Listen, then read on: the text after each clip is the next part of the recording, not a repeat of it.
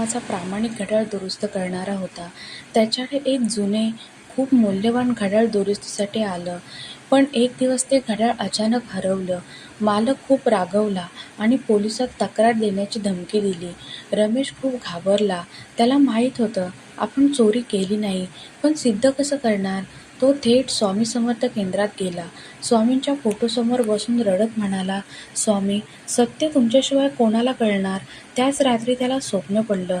स्वामी म्हणाले, "तुझ्या दुकानाच्या वरच्या कप्प्यात पहा."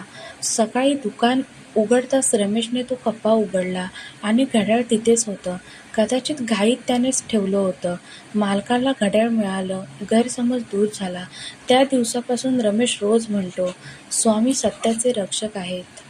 माझी सर्व बांधवांना विनंती आहे, नेहमी स्वामींचं नाव घेत जा.